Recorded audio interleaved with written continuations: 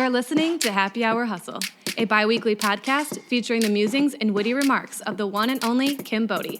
We can promise at least 2 terrible jokes out of Kim and at least 10 minutes of incredible thought leadership from some amazing and influential guests.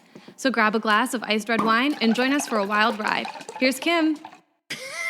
It's happening. It's happening right now. Welcome, everyone, to another edition of Happy Hour Hustle.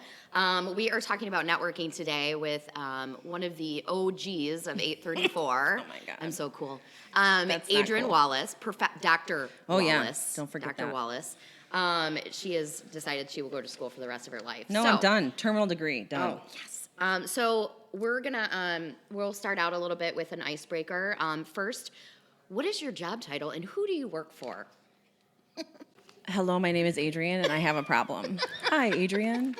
I work at Grand Valley. I'm an assistant professor in the Advertising and Public Relations major program. I'm the PRSSA advisor, the Grand PR advisor, the internship coordinator, and a partridge in a pear tree.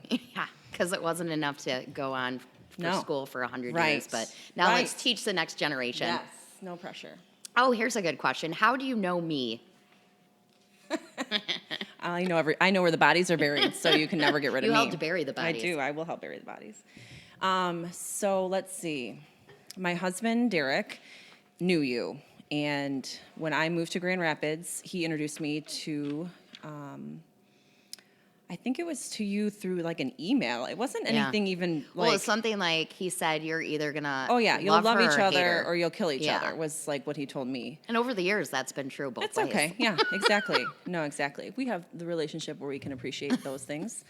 And so I was working at the time part-time because when I landed in Grand Rapids, I didn't have a network, which was just 10 years ago now, honestly. And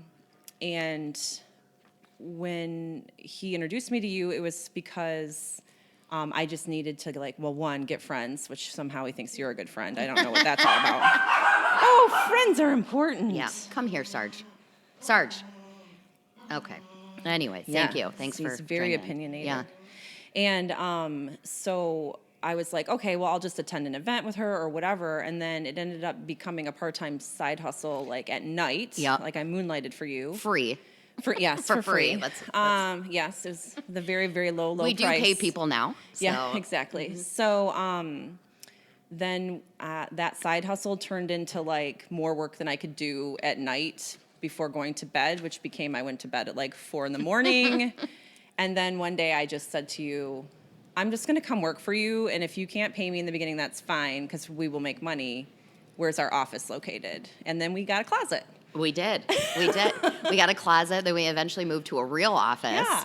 And then we put all of our IKEA furniture together ourselves. yes. Oh, Derek did a With lot the of wood that. glue. Yeah, Don't forget with the wood glue. Yeah, he had to Yes. he reinforced Yeah. everything. It's And very hey, those handy. desks are still here today. Very They handy. are still happening. Very handy, So, yes. all right, what's your drink of choice? My non-alcoholic drink of choice is anything that has bubbles in it. Also, my alcoholic drink of choice That's is one I care anything about. with bubbles in it. And fair.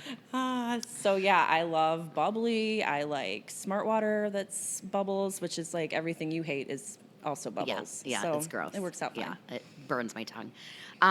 Okay, so our next segment is things that we're obsessed with, and so when we Oh. talk about this is great, especially this week we've had some really interesting ones. Yeah. But this. It's typically the conversations that we end up having around the office, and these are the ones that are appropriate to share with people. Yeah, of so, course, right. And a little bit on the line with that. So obviously we're obsessed with wine.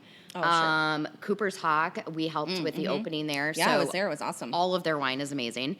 So I Their definitely rosé, encourage- their Oh, yeah. bubbly rosé, which I know you hate. No, I don't. I like but the regular rosé. that one is my favorite one. I drank more than you probably should. Yeah. At that event. Yeah. of the And their bubbly. wine club is amazing. Like, I'm not a paid influencer. I'm just telling you this Well, let's out of the face goodness it, you're of my not heart. an influencer, No, I'm period, not. paid or I unpaid. have like 600 followers. Wow. Like, I'm pretty sure I'm crushing it. Yes. That's That's I what am the an kids influencer. are saying, right? All you have to do is keep repeating that to yourself, and Yeah, then it and it matters. becomes, it's your mantra. Mhm. Okay, the second thing that we're obsessed with, well, I'll say dogs because we're obsessed with dogs, Right. but then get that Yeah. boring one out of the way. And then I'm going to talk about Shawn Mendes and his Calvin Klein campaign. Oh, you do, Yeah. I Yeah. can see that. Yeah. So obviously I just discovered him because I've been Right. living under a rock. Under a rock. Yeah, and then Morgan from our office. It is important that he has like this kind of exposure because Yeah. every one of his songs Yeah. sounds the damn same. Oh, it kind of does. So I've noticed that. But So he has to have something else. Yeah. Modeling is fine. yeah. Oh gosh, does he look nice? Yeah. Do yourself a favor and Google Shawn Mendes, Calvin Klein. I always love the Kim celebrity crushes. Should be Yeah. Yeah. it's just a long-standing part of this. Yeah. I wonder how long he'll last for me. We'll have to see.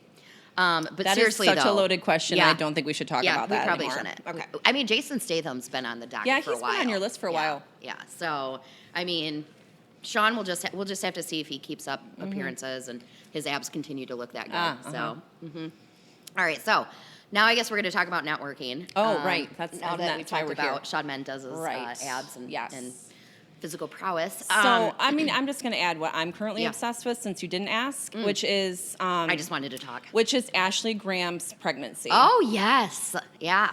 So stay tuned. First Yeah. plus size supermodel in Sports Illustrated. Now she's knocked Her up. and her husband have married for 9 years. Yeah. She got married to him He's when she was also 21. super hot. Yeah, he's very hot. So yeah, it'll be interesting to see what happens with her modeling career, Ooh, or if she becomes more like social media driven. Because Somebody she want to has get Sarge so they can finish their a phone huge call. follower. That Yeah, can he's, stay on the like, podcast. Who crazy. cares? He's being a jerk. Today. Yeah, he's being crazy. Yeah, Phoebe's great.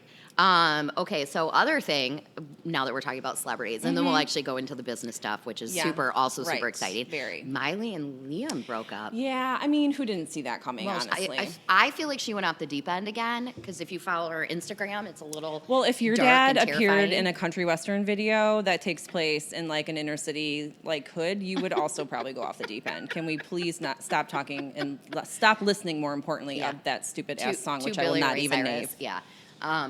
Yeah. What's with achy breaky heart? When do we go back to that? I know, Remember those yeah. days? Oh, it was God, so the much mullet, easier. the It was so mullet. much easier for Probably achy nobody breaky. knows what we're talking No, about. it's fine. Are you modeling Sarge? Oh my gosh. Okay, so let's talk about networking. Yeah. This is a conversation we have around Sure. the office a lot. Okay. Because I see it's not something you're obviously taught in school. We try. I yeah. mean, there's only so many things we can't like. They're not going to be picture perfect rolling out. No. And they try. And real I think hard. too, like those that are involved in like clubs or Yeah. associations Oh, yeah, or way ahead of things. organizations, like Yep. they're much more comfortable being Yeah. out in front of people. But Yeah. I think when you are going into your first job Mm-hmm. or you're a young professional, you're going into a room full of like people that are old, my age. Yeah. And it's intimidating. So, I think that's why one of the reasons it's so hard for students and young professionals. So, I mean, what are your thoughts on that? I think that something that students don't often consider is that professionals are sort of just as afraid of you Yeah. as you are of them. Yeah. And I try to make this point as often as I can, but it's sort of something that you don't really understand or believe until you see it or experience it. And so if you can't get in the room, you can't witness this, right? So like the first thing, like I think that's so important is just showing up. Yeah. Like you don't have to go in with an agenda or feel like you have to come with like ready for like a pitch or whatever. But you should definitely just show up. Like that's half Yeah. the battle, right? And then, you're probably going to get to this, but then like I always tell students, all you have to do is say, I'm a student, and then shut up for a minute. Yep. And then the professional, because if you're working with PR, marketing, any kind of communications professional, is sort of predetermined, like they're like pre-programmed. Yeah. To already start talking Yeah. and familiarize themselves Yeah. with another person. Like these are not like it's not like a room of antisocial people. No. Introvert, extrovert, whatever. It doesn't matter. It's like everybody knows how to be friendly and how to Right. be, inclusive. So I find that like that's the thing that if the student can't get to the point where they just show up, then there's probably nothing else that's going to happen after that.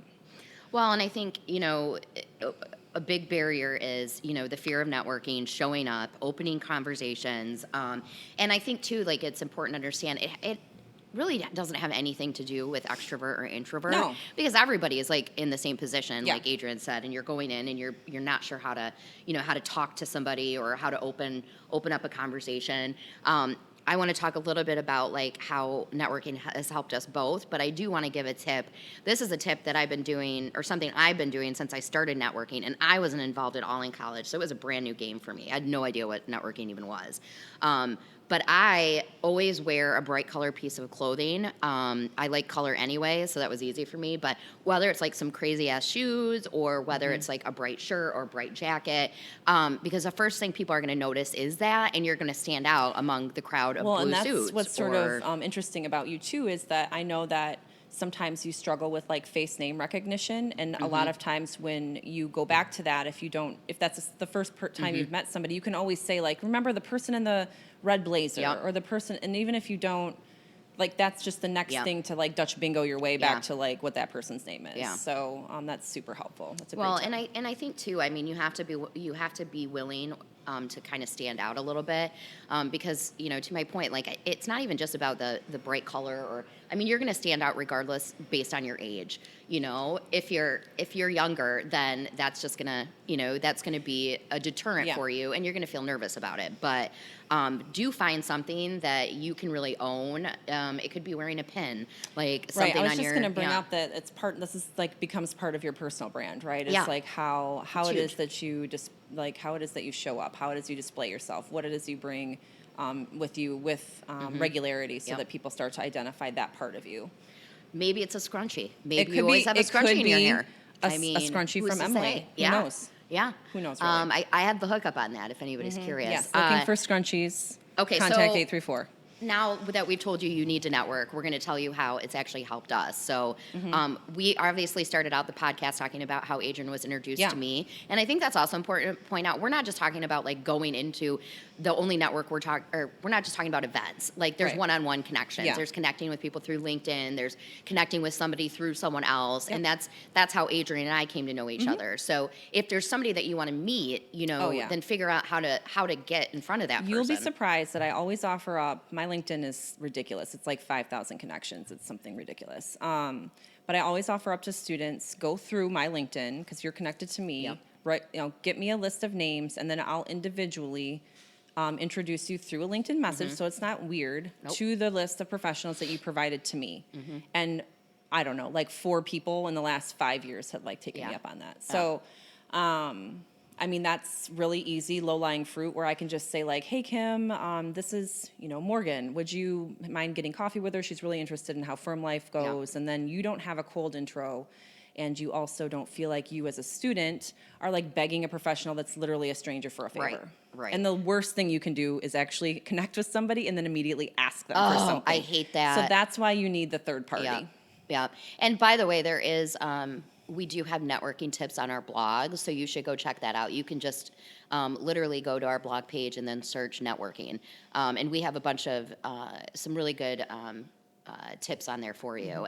And they've all worked for me. So, I mean. Yeah, I would say, you know, the thing that I see common to students is the monetary barrier of events like in Grand Rapids, for example. But I think something that's really underutilized and that I refer people to all the time is actually Eventbrite, the page. If you can search by region, there are tons of free events. And it might not be like the exact crowd that you want, but it could also be a good place for you just to start practicing on people that maybe you don't necessarily need or want in your career, but just to start knowing people. And I don't know, Grand Rapids is still one of those cities. I know we think we're like as cool and big as Chicago, but we're still Grand Rapids. And so it's still kind of a small town feel. And having that endorsement or having that person connect you goes a long way, because, you know, if I'm connecting, you know, Morgan to you, then that you're saying that I am helping. I'm basically giving her a credential. And so that's why it's so important too, to do well in your classes, to go above and beyond in your student extracurriculars, because if I can't with certainty endorse that person, I'm not going to connect you, because that's also my reputation now. And I'm just not willing to sacrifice all of the time I've spent creating that for somebody that's just marginally, you know, ambitious. And going back to the monetary, or, you know, overcoming that barrier, I will say, like, at 834, we throw parties all the time. And we're constantly hosting them in our office. And there's one tonight. Yep, there is one tonight, our basic party. And we make it, we set it up so it's fun, it's interactive. So we're a great place to try it out.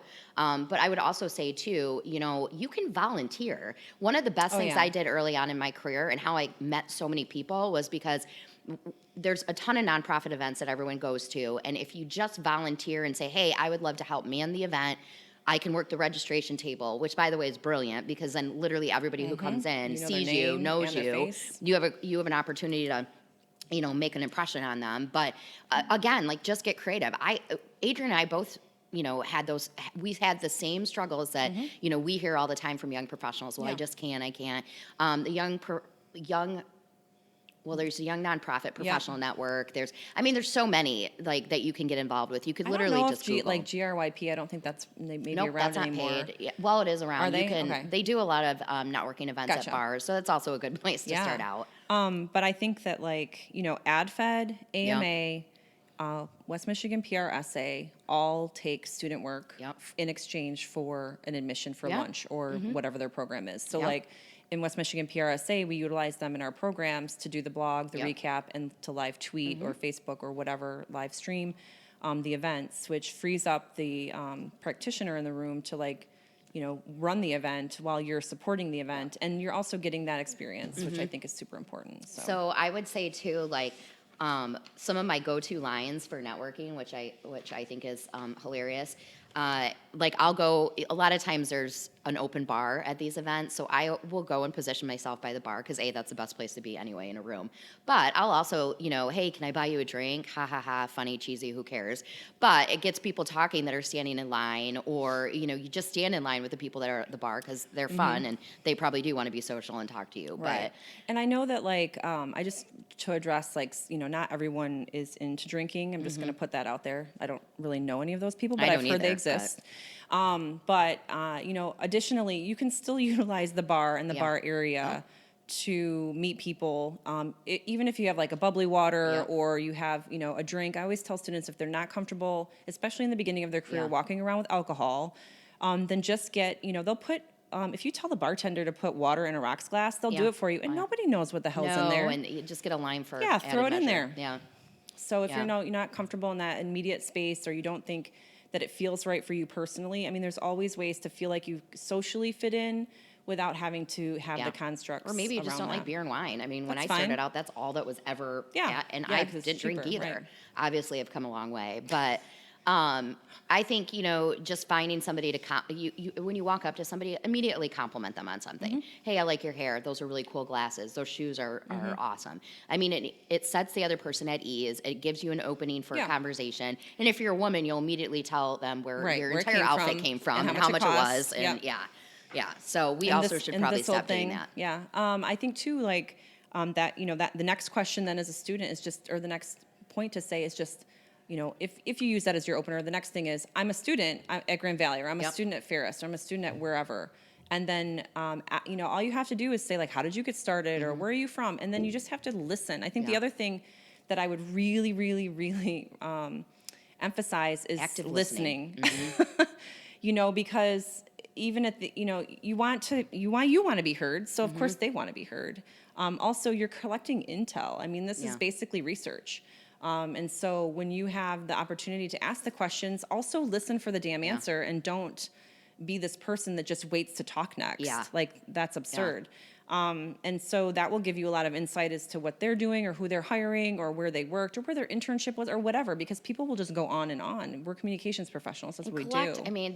The other things that are going to set you apart. So once you meet the person, if you have a business card, obviously give it to them. Collect their business card. Connect with them afterwards on LinkedIn. Immediately. Not a month later. You can literally do it in the car on your way home. Yeah, you can literally do it. Not while driving, but. And then, send them a note. Hey, it was really a handwritten note, people. Yeah, not just drop an it in the email. mail. Big deal. You can do an email as well, and then follow up with a handwritten note. Hey, it was really great to meet you. Just wanted to make sure you had my information. Here's my card again, whatever. Yeah, handwritten notes get jobs. I don't there's not probably a direct correlation in that space, but I will say every person I talk to that has said, oh, I followed up with that note, or I dropped something off and said hi, or whatever, it that interpersonal communication and that written piece that's like the follow-up, like those two things together is like the combo, right? That's Yeah. what you need. You need somebody that has follow-up and drive, which is what the note represents, and then you met them. And even if you walk out as a professional and you don't remember that person, like my job as a job seeker or whatever is to get you to notice Yeah. me again somehow else. That's the LinkedIn follow-up, that's the Twitter follow, that's, even if you're not like a super huge fan of social media, you still can keep track of Yeah. people that way. It's really Well, important. and use social media. I mean, to Adrienne's point, like there's Eventbrite, so you can look at sometimes those who's attending is public. So go and look at Exactly. it. Send somebody a note. Find Yep. them on LinkedIn. Send them a note prior Yep. to going and say, hey, I noticed you're attending this event. I'll look for you. I'd love to Yep. catch up or chat with you. Check into events you could do it on LinkedIn, you could do it on Facebook, you can do it on Instagram, like all of the things.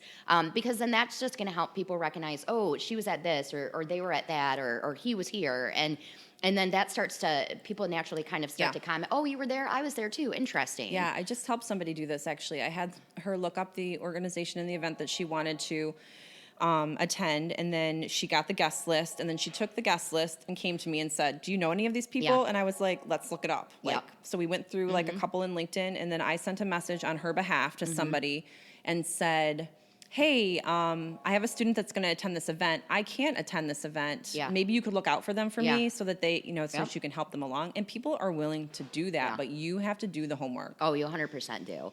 And I think, Facebook events too, like you can see everybody who's attending it. Right. So you can go through and say, oh, I Yep. know this person, or I've been meaning to know that, get to know this person. Yeah. And just, again, you can connect with them through LinkedIn. You could, maybe you can send them an email if you have that, but do that work in the beginning, and you do have to set aside time for it. And I think that's something, your career is really based on who you know, and it sounds awful to say that, but Well, it's really who do you know that will do something yeah, for you? exactly. That's exact. It used to, to be it's like, who do you changed. know? It And now has it's like, changed. but I always say too, like, it can't just be who will do something for you, but what will you do for them. someone Yeah, else? what's the value exchange? I mean, you have to give to get, and you have to do it without asking for anything Right. in return. So you send that note, and continue to follow up with that person, but don't hound them. Yeah. Don't I need you to do this, or I really want you to do this, Yep. or whatever. Yeah, So and I will say too, like I always get professionals because they know I work with students and I still, do consulting and whatnot too. So I'm still in the industry. But I always get people that come to me with like, hey, do you have a good student that could do X, Y, Z? I'm looking for an intern, or a client is looking for a project or whatever. And so like you want to be the one I think about, and that usually comes, as a result of like a mutual respect that Visibility. comes as like hardworking. Will the person do what they say they're going to do? I mean, it's really basic qualities, honestly. And I'm not like a matchmaking service, so don't listen to this podcast and then email me to get yourself an intern. But like what I do think is that like this goes back to the network, and that you're cultivating your network as a student, even in your classroom with your professors, all the way to us being all at professional events together, all the way to you graduate and you need a role or a position or a job or whatever. So like it's constant. It's not like you don't just get to go do it one time, make an appointment on your calendar and only do it once. No. Like we've been doing this for a really long time, and it's exhausting. But if you it's- don't, but it's the lifestyle, right? yes, and if you don't put the time in, if you don't No, you have invest to- in yeah, that, you then gotta nurture those then you lose your relationships. network. Yep. I've seen it happen countless times where people were just like, "Well, I just don't care anymore. I'm just, I'm in my career already, and I just yeah. don't want to." I don't want to be out. charming. And that's great, but you just understand that all those relationships that you built that you're not putting any time into anymore, like Yeah. they're going to disappear. Oh, for sure. And they're going to forget who you are. And, you have to continually invest. You have to make commitments, keep those commitments. Right. And get involved in the community. And before we wrap up and do our last kind of segment, I do want to say there are a lot of resources in Grand Rapids. Adrienne and I obviously mentioned ourselves. You can absolutely reach out to me and say, hey, this is what I'm interested in networking wise, or I really would love to meet this person. And I'll do anything within my power to help. Now you're gonna have to follow up probably a gazillion Oh yeah, that's times. gonna be like 8 emails. Yeah, in, but easy. That's fine. Persistence does pay off. It does. though. That's also a nice quality. Yeah.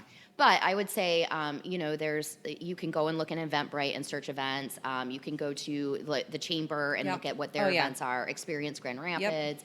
There's the professional organizations. Just Google Marketing Association Grand Rapids, PR Association Grand Rapids. It's Yep. going to come up. I mean, that's why Google exists. Use it. Yep. No, I think like just to tack onto that, the big events, if you can't do them monthly, or if if you feel like you can't afford to participate in like the monthly AMA or the monthly PRSA luncheon, then save up and go to their annual event. Like go to their big one.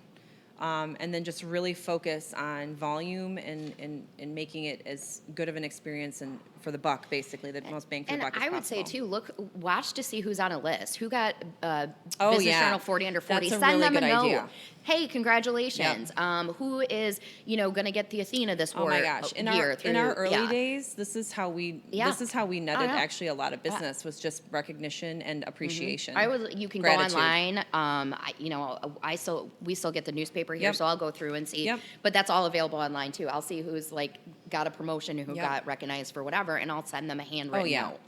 And I mean, you mean it. Yeah. Like that's the other Yeah. thing. It's like it's just like one extra step of just Yeah. mutual appreciation and respect. And when the time comes and there's an opportunity, then they might think of you first. Yep, exactly. So, all right. So we're going to move into our wrap up. We usually do like rapid fire questions, Grand Rapids faves, but we're gonna shake it up a little bit. Oh, Lord. And this is our what not to say at a dinner party segment. Oh, and this is yeah. one of my favorites. So we're going to talk about awkward dinner party conversations, which are essentially all the topics that you would never talk about with people at a dinner party.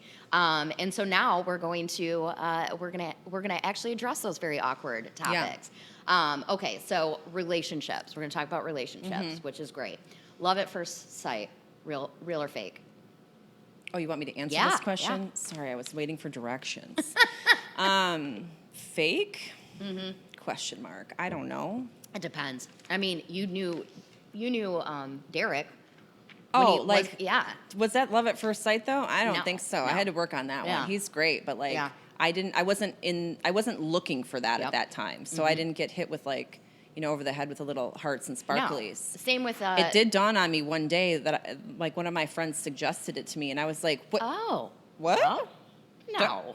And then you had to look at Oh. him that way. And then I was like, "Huh. Maybe. Yeah, I think so. You're right." It's the same with He is amazing. with Josh. I mean, I knew him for years, same. and I married someone else, and then he came back into the picture, and I think the second time I Yeah. was like, yeah, it's there, I can see it. So, but it definitely was not at first Yeah, sight. I don't so. also though, like I don't run any of my life Yeah. in that way. Like there's No. I am the least spontaneous person, you Yeah. know. So Yeah. I am risk It's averse. true. It's Yeah. true. Okay, getting married young.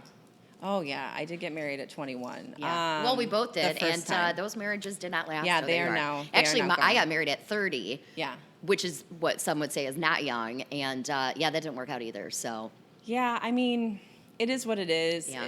It personally it worked for Ashley Graham. So. Yeah, right. I personally kind of fell into that like play where I felt like I felt like the Yeah. obligation of the matter because in 'Cause we those live in days, West Michigan? well, and in those days, I mean that's a long time ago.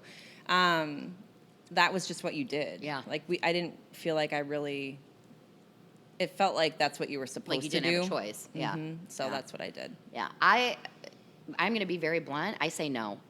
There's no reason you can't live with a boyfriend. Oh, yeah. Like take the next step in the relationship, but like just grow, just invest in yourself. I was and- reading some article where like women you don't really know, like you don't have like true self-awareness until you're over Right. 30. I Men would don't say so, develop yeah. like ever. Just kidding. No. men don't, like their emotional maturity takes a little bit longer for males. So like I think that it's a case by case scenario. But I mean, knowing now what I have gone through and all of that, I mean, I definitely would not make that rewind right now to Yeah. 1990 whatever. I would not have made that mistake. No. Ditto. Ditto. Do people say that anymore? Well, we're doing I it just now. did. Well, Bringing it back. I'm bringing it back. Okay, staying in contact with family just because they're family. God. Aren't these good ones? My mom's probably going to listen to this. Okay, so my thoughts on that are this. If you have a situation where you are not feeling a mutual benefit or respect, even if they're family, I don't care. Yeah. I'm so old now that I'm not going to continually subject myself to something that is so toxic or everything is dramatic. Exhausting. I just don't need the emotional toil. I have plenty of other things to toil over. Yeah. And so I don't I think that you're making your family as you grow up. Agree. If that's blood relative, fine. If not, I mean, like, you're part of my family. Josh is part of my family. My friend Jen is my family. Like, you build your family wherever you are. And that if you live in close proximity to your family and you want them around, great. But, and I, my parents, I love them. They're nice people. But, like, I don't need to see them all the time for it to still be a familial relationship. And furthermore, there's a lot of things, and this is whatever, you can think however you want to of me, but I'm not going to subject myself to situations that I feel like are not worth the time investment. That's not, again, mutual respect or like a mutual benefit. And that's not like I sit down with like an Excel spreadsheet. Oh, maybe I do, but and you go are that organized. and through that. But I will say, like, you get more choosy. When the busier you get, you have to become more think the choosy. older you get, too. Yeah, the more choosy you are, and where you invest your time, and what kind of quality of a relationship that is. Yeah, and that's family why. is who you choose. I truly believe that. Yeah, I love my network. It's huge. It's great. But like of that, my friend circle is very small because that's the only relationships I can maintain, and I don't want anyone to feel bad about that. I don't, but. It's just the fact of the matter is that I have spent a lot of time developing my career and relationships in a different space, and I'm just not going to subject myself to things that I don't think are valuable. And that doesn't mean like people doing things for me, but that's just in general a value. I think you start to realize too, and it's hard because you want to give everybody the time, and I think when you're younger, you're very selfless in that respect, or you feel like that's the right thing to do, but. And I think this is more so for women too, is like we just don't know how to say no. Right. I mean, I know a lot of people, but I can count on my hand, my one hand, the people that I would call to bury a body. Yeah. If something's happening, in my life that I just need like whatever, or the people that will slap some sense into me. Somebody, I don't remember who I read this from, but I've seen it used in a multitude of spaces, and most recently by one of my friends, Matt Regas, at a talk for communicators, was like building your personal board of directors. This idea of like who are the people that you go to for what, and who are the ones that you can count on for very specific needs. But also, I decided to value, instead of breadth, like a whole bunch of people. I would rather know people deeply and have them understand that I care for them deeply, as opposed to like all of the people all of the time. I just don't have the emotional bandwidth for that anymore, honestly. Time, I mean, but what else? Do you have anything to add as it relates to networking before we wrap up? No. No, I think that's it. I think we talked a lot. I think we talked about everything that I would care to really mention, and that is like, feel the fear and do it anyway. It's always advice I give to students. Everyone feels dumb the first time they go to something. Adults are as afraid of you as you are of them. They don't know what to talk to you about when you're young, and you don't know what to talk about them. They're not hip. Yeah, right. And it's like, at the end of the day, like, we should all be doing a good job of mentoring our next generation of young professionals, period. Now, sometimes people's egos get in the way of that because they look at it like it's competing. Yeah. I gave that up a long time ago and just decided that someday I might have to work next to or with these people, and I may as well train them to the best of my ability and mentor them in as powerful way as possible so that they are good and that we can achieve more. Yeah. Like, it's at the end of the day, it's not like who does something better, it's what can we achieve together. Yeah. I would say, a motto that I live by is find comfort in the uncomfortable. If you're not uncomfortable, you're not growing. And if you're not growing, then, you're stuck.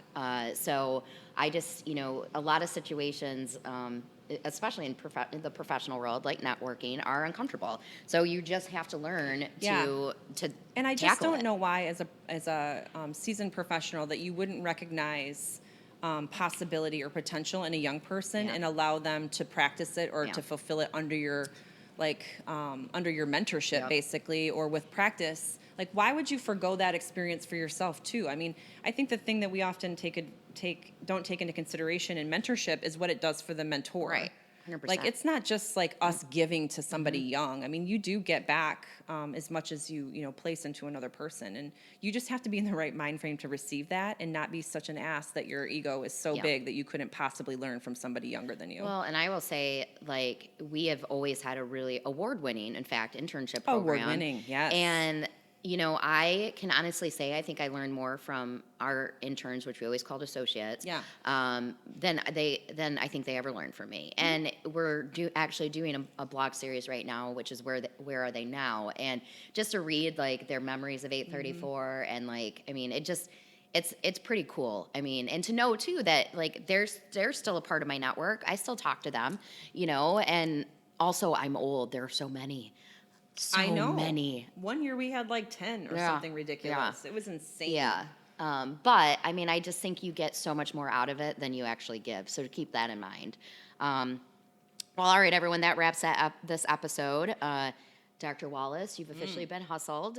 Till next time, everyone, we'll see you on the download.